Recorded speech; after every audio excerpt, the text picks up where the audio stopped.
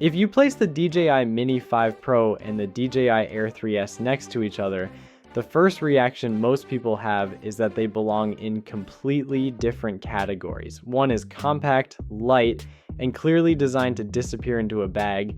The other is larger, heavier, and traditionally represents the next step up in DJI's lineup. But once you start flying both, that separation starts to blur. The Mini 5 Pro is doing far more than its size suggests, and the Air 3S, while still powerful, is no longer the automatic upgrade it once was. This comparison isn't about declaring a winner, it's about understanding where each drone actually makes sense once you stop looking at marketing and start flying. Price is the easiest place to start because it frames everything else. The Mini 5 Pro base kit comes in roughly $260 cheaper than the Air 3S.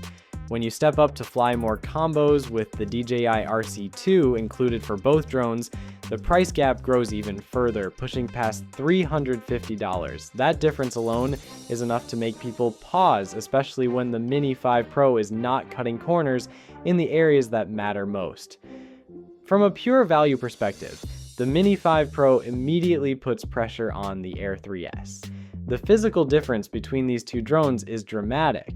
The Mini 5 Pro sits around the 250 gram mark, while the Air 3S weighs roughly 724 grams, nearly 3 times heavier. There is a small but important nuance here. Some Mini 5 Pro units come in slightly above the strict 250 gram limit, with measured weights around 251.7 grams. That means in many regions, it doesn't automatically benefit from relaxed sub-250 regulations, except in places like the EU where it can still fall under the C0 category. But even if you ignore regulations entirely, the difference in real-world use is obvious. Like the Mini 5 Pro is easier to carry, easier to pack, easier to travel with, and far easier to deploy casually.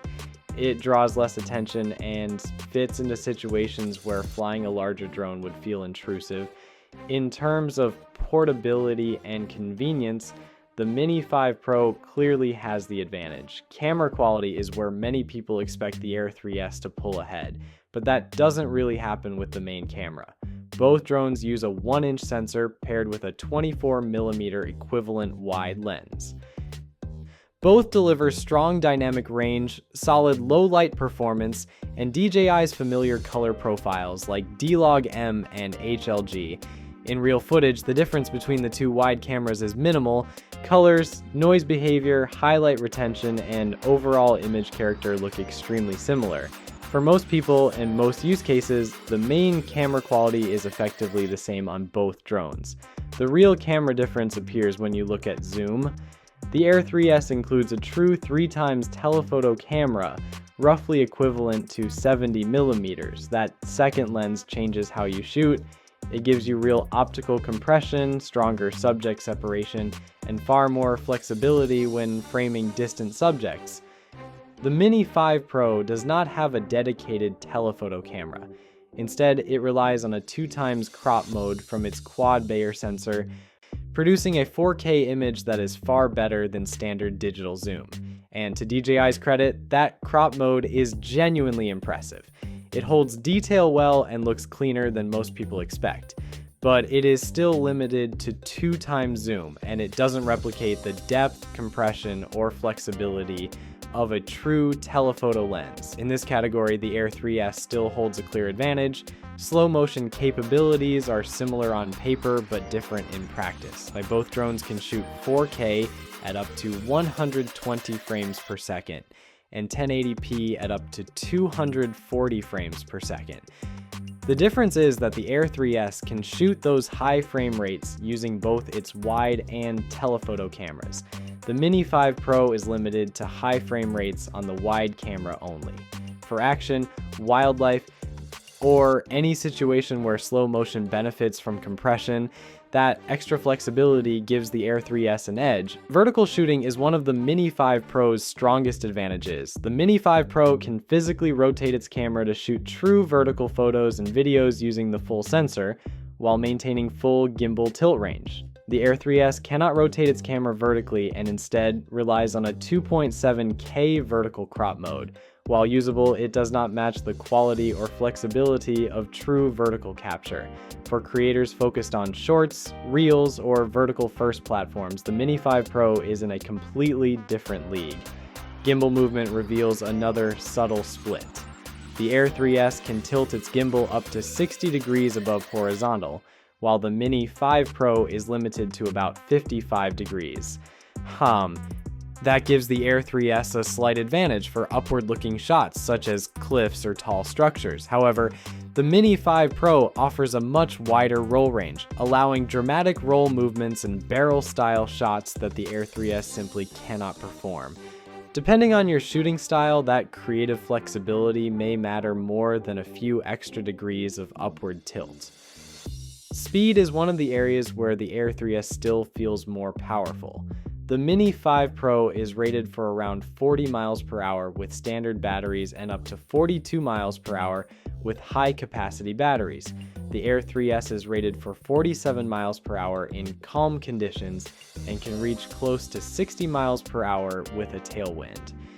In real-world use, those numbers are achievable, and the Air 3S clearly feels faster and more aggressive when covering distance. Wind resistance is another area where weight works in the Air 3S's favor. Both drones are rated for roughly 26.8 miles per hour of wind resistance, but ratings don't tell the full story.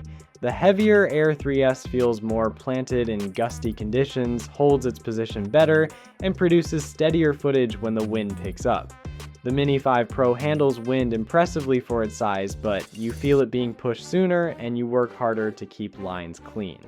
Internal storage is straightforward. Both drones include 42 gigabytes of built-in storage, which is enough to save footage if you forget an SD card. There's no difference here. Flight time needs to be discussed carefully because this is where numbers can be misleading. The Mini 5 Pro is rated for 36 minutes with the standard battery and up to 52 minutes with the Plus battery. The Air 3S is rated for 45 minutes. In real-world flying, neither drone reaches those maximum figures exactly. Wind, speed, braking, and camera movement all reduce actual flight time. With standard batteries, the Air 3S has a higher rated endurance.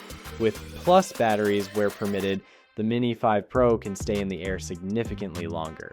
In practice, both drones offer excellent flight time, but the Mini has the higher ceiling while the Air feels less rushed under normal conditions. Control range on paper is identical.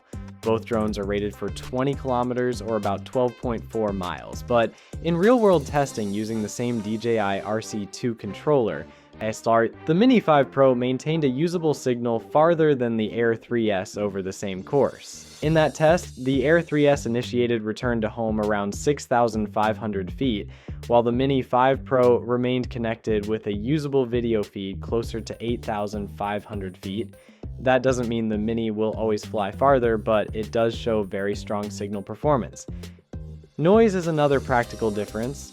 Measured at close range, the Mini 5 Pro produces around 58 decibels, while the Air 3S comes in closer to 62 decibels. That difference is noticeable when flying around people. The Mini is simply easier to fly discreetly. Obstacle avoidance performance is similar on both drones. Each uses multiple vision sensors and forward-facing LiDAR. Both systems work well, but neither is perfect, especially when it comes to thin branches. There is no clear winner here. Active track performance is strong on both, but the Mini 5 Pro shows refinement. In faster tracking scenarios around 20 miles per hour, it keeps up more reliably and avoids getting hung up on obstacles. DJI has also added dedicated tracking modes such as cycling and skiing, which improve how it handles moving subjects. Maximum altitude above takeoff is where the Air 3S clearly pulls ahead. The Mini 5 Pro is limited to 500 meters or roughly 1,640 feet above takeoff. The Air 3S allows up to 1,000 meters or about 3,280 feet. This matters when flying mountains or steep terrain where you can hit the altitude limit long before reaching the summit. There are also a few quality of life features that favor the Mini 5 Pro, like it can automatically power on when unfolded and power off when folded. Inserting a battery while unfolded can also trigger automatic power on. When paired with the DJI RC2, it supports dynamic home point, updating the return location in real time as you move. These aren't dramatic features, but they make flying smoother and faster. When you step back and look at everything together, the Mini 5 Pro wins more categories. It's cheaper, smaller, quieter, better for vertical content, and surprisingly strong in range and tracking. On paper and in day-to-day use, it makes the Air 3S a harder sell than it used to be, but the Air 3S still matters. If you fly in strong wind, shoot mountains, rely heavily on a true telephoto camera, or value speed and stability over portability, the Air 3S remains the better tool. The Mini 5 Pro wins on numbers. The Air 3S wins when conditions get demanding. And that's the real difference. As always, thank you for watching till the end, and I will see you in the next one.